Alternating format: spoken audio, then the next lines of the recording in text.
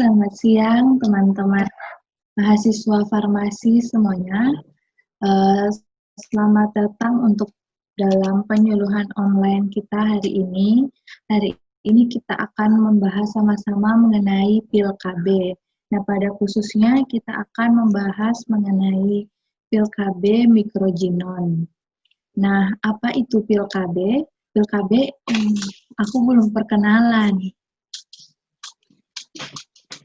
Potong.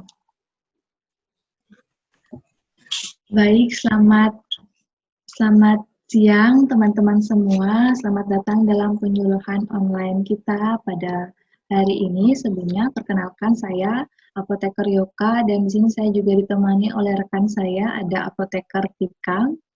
Di sini kita akan sama-sama belajar mengenai pil KB.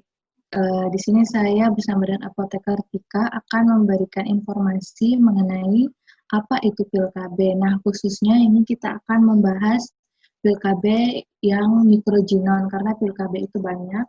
Salah satunya yang kita bahas di sini itu adalah pil KB mikroginon. Langsung saja, apa itu pil KB? Nah, pil KB itu merupakan tablet yang di dalamnya itu ada hormon estrogen dan juga ada berisi hormon progestin yang biasanya itu dikonsumsi oleh wanita. Jadi mikroginon itu dia mengandung dua hormon. Nah, secara khususnya ada hormon levonorgestrel itu 150 mikrogram dan etinil estradiolnya itu 30 mikrogram. Nah, mikroginon ini terdiri dari 28 pil dengan dosis rendah. Nah, dan dia itu juga mengandung ada obat hormon dan juga obat yang mengandung placebo. Nah, di sini saya ada contohnya. Mikroginon itu seperti ini, teman-teman bisa lihat kemasannya. Kemudian di dalam kemasannya itu juga hadir di dalamnya itu ada aturan pakainya.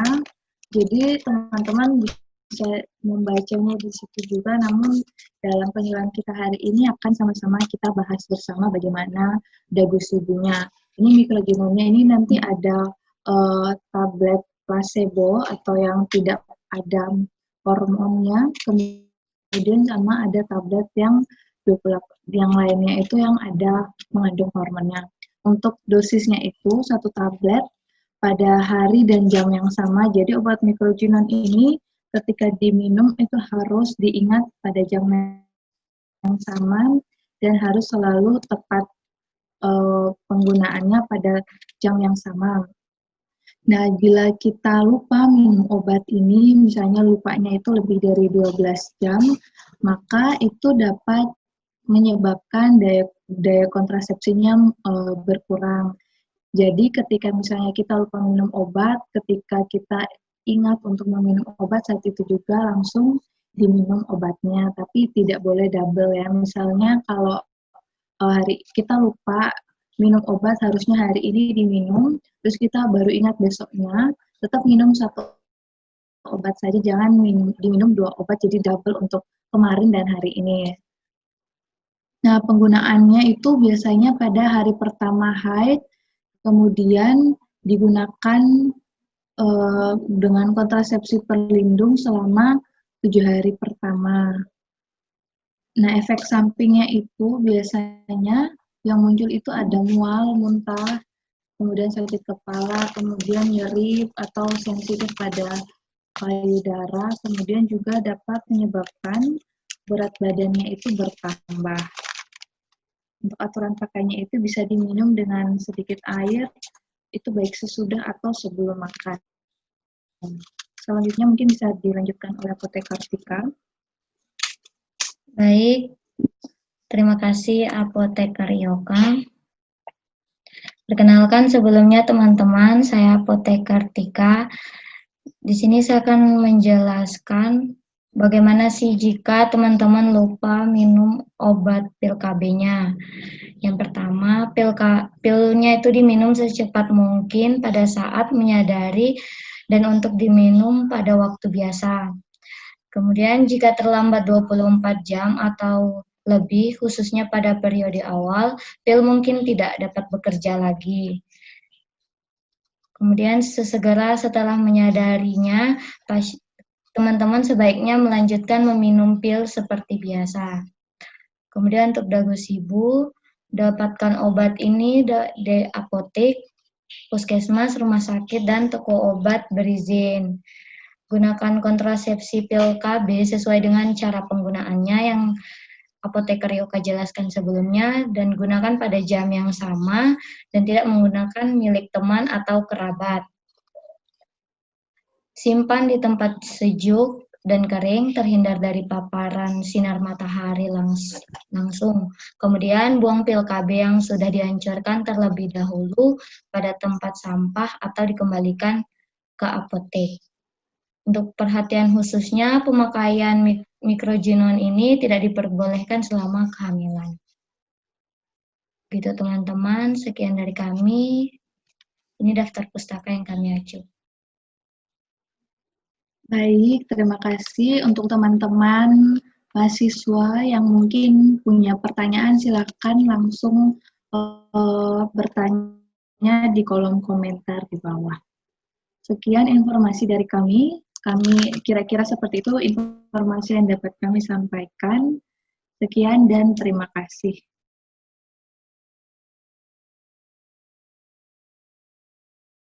Selamat pagi. Kita di sini dari kelompok 1 Pio ingin menjelaskan mengenai cara penggunaan nasal spray. Nah, untuk konteks penjelasannya ini dengan mahasiswa farmasi. Jadi dimulai dari sekarang. Kenalkan, selamat pagi. Saya adalah apoteker Devin dan ada teman saya, apoteker Tevi, akan menjelaskan mengenai cara penggunaan nasal spray. Nah, obat nasal spray ini merupakan obat semprot yang digunakan untuk pengobatan di area hidung. Misalnya ketika hidung tersumbat dan alergi saluran pernapasan yang biasanya memberikan efek lokal langsung pada sumber peradangan. Obat ini merupakan obat cair yang disemprotkan ke bagian dalam hidung. Komposisi obat nasal spray ini ada oxymetiazolin HCl 0,5 mg. Nah, apakah teman-teman sekalian ada yang pernah menggunakan obat nasal spray ini? Belum pernah sih aku. Oke, kalau gitu saya akan menjelaskan mengenai cara-caranya. Untuk penjelasan kemudian yang selanjutnya, yaitu dagu sibu. Jadi yang pertama dapatkan obat dengan benar. Nasal spray dapat diperoleh di rumah sakit, puskesmas atau apotek, dan toko obat yang berizin. Untuk penggunaan obat nasal spray ini, pertama-tama yaitu harus cuci tangan dan bersihkan area hidung. Kemudian obatnya ini dikocok dulu supaya tercampur merata. Kemudian ketika penggunaan itu, salah satu lubang hitupnya ditutup dulu, miringkan kepala sedikit ke depan, kemudian sambil disemprot. Kemudian letakkan tip 0,5 sampai 1 cm pada hidung. Kemudian obat disemprotkan ke dalam lubang hidung sambil tarik nafas dengan cepat. Saat disemprotkan itu harus sesuai dosis, jadi jangan kelebihan dan jangan terlalu kurang, karena kalau kurang dosis, efek terapi yang diberikan bisa tidak sesuai. Kemudian ulangi langkah 3-5 pada hidung yang lainnya yang terasa sakit. Kemudian untuk posisi duduk, dapat tarik kepala dan tempatkan di antara dua paha. Setelah itu cuci botol alat semprot dengan air hangat, jangan sampai air masuk ke dalam botol, dan keringkan dengan tisu bersih setelah selesai digunakan. Setelah selesai digunakan, bisa cuci tangan untuk menghilangkan sisa obat pada tangan. Untuk penjelasan selanjutnya, saya serahkan pada apoteker Tevi. Baik, selanjutnya adalah untuk penyimpanannya.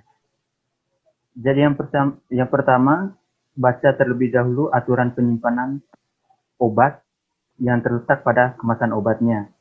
Kemudian diharapkan untuk dijauhkan dari jangkauan anak-anak, jauhkan juga dari sinar matahari langsung atau lembab, atas suhu tinggi, dan sebagainya. Kemudian disimpan dalam kemasan asli dan dengan etiket yang masih lengkap.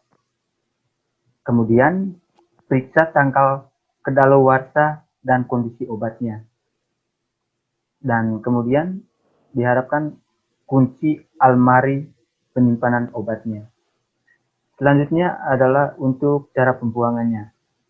Pertama adalah hilangkan semua label daripada obatnya. Kemudian untuk sediaan kapsul, tablet, atau bentuk padat lain, itu dihancurkan terlebih dahulu. Dan kemudian campur obat tersebut dengan tanah atau bahan kotor lainnya, kemudian dimasukkan ke dalam plastik dan dibuang ke dalam tempat sampah. Sedangkan untuk cairan, selain antibiotik, buang isinya pada kloset. Dan untuk cairan antibiotik, itu dibuang isinya bersama wadah dengan menghilangkan label ke tempat sampah. Dan intinya, obat harus dimusnahkan dan tidak tersisa. Kemudian ini adalah daftar pustaka yang kita gunakan. Sekian materi dari kami. Mungkin teman-teman ada yang mau bertanya?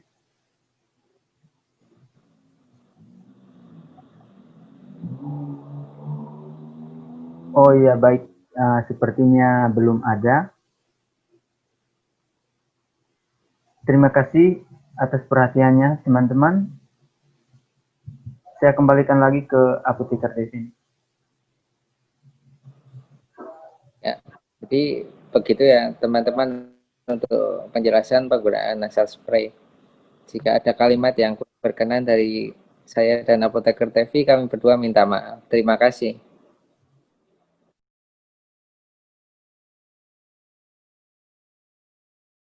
Selamat siang teman-teman mahasiswa farmasi. Karena sudah hadir dalam kegiatan pengunduhan ini. Nah, terlebih dahulu perkenalkan saya Apoteker Minsi. Dan sekarang di kegiatan pengunduhan ini saya akan menjelaskan mengenai Swinghaler. Nah, teman-teman, apakah teman-teman sudah tahu apa itu Swinghaler? Kalau gitu, Belum, Kak. Belum tahu, Kak. Oke. Kalau gitu, saya jelaskan terlebih dahulu apa itu Swinghaler. Nah, teman-teman, Swinghaler itu merupakan obat sesak napas yang disebabkan oleh penyakit obstruk saluran pernapasan. Itu seperti asma bronkial, bronkitis kronis, dan emfisema pulmonum.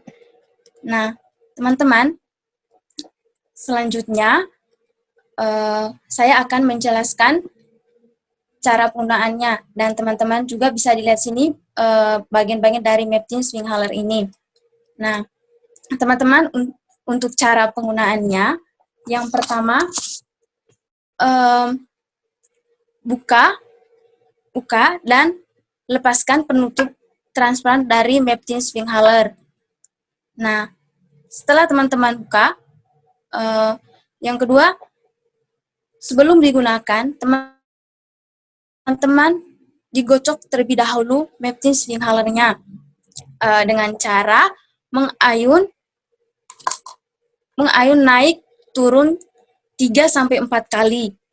Nah, setelah itu tekan Meptin Swinghaler 1 kali sampai terdengar bunyi klik. Nah, setelah itu teman-teman hembuskan nafas sekuat-kuatnya melalui mulut. Nah, teman-teman harus jauhkan dari bagian mouthpiece Meptin Swinghaler ini. Nah, kemudian masukkan mouthpiece Meptin Swinghaler ke dalam mulut antara gigi dan tutup dengan bibir. Nah, kemudian tarik nafas sekuat melalui mulut. Nah, berikutnya setelah itu teman-teman, tahan napas selama 5 detik, kemudian hembuskan secara perlahan. Nah, setelah itu, tekan Meptin-Schwinghaller 1 kali sampai terdengar bunyi klik. Nah, lalu pasang penutup Meptin-Schwinghaller ini bila tidak digunakan lagi. Nah, teman-teman, seperti ini cara penggunaannya. Selanjutnya akan dijelaskan oleh Apoteker Rian. Baik, terima kasih untuk Apoteker Mensi. Sebelumnya, perkenalkan, saya Apoteker Rian. Ini saya akan menjelaskan mengenai hal yang perlu diperhatikan dalam penggunaan Schwinghaller. Yang pertama, dianjurkan untuk berkumur atau membilas mulut setelah menggunakan Schwinghaller. Kemudian yang kedua, tidak mengikuti Schwinghaller berkali-kali agar tidak terjadi double dose dalam sekali hirup. Kemudian yang ketiga, tidak mengocok Schwinghaller setelah diklik agar dosis tidak terbuang keluar.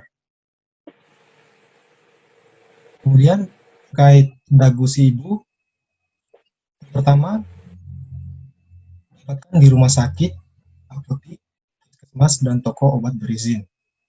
Kemudian yang kedua, gunakan sesuai dengan petunjuk dokter. Yang ketiga, simpan pada tempat yang sejuk dan kering, serta hindar dari jangkauan anak-anak. Yang keempat, buang produk dengan cara menyerahkan ke apoteker atau dikembalikan ke apotek terdekat. Sekian dari saya kembalikan ke Apoteker Mensi. Baik, terima kasih untuk Apoteker Rian. Baik, terima kasih atas perhatiannya, teman-teman mahasiswa farmasi. Saya mengucapkan terima kasih. Nah, bila ada pertanyaan dari teman-teman, langsung saja di kolom komentar di bawah. Terima kasih.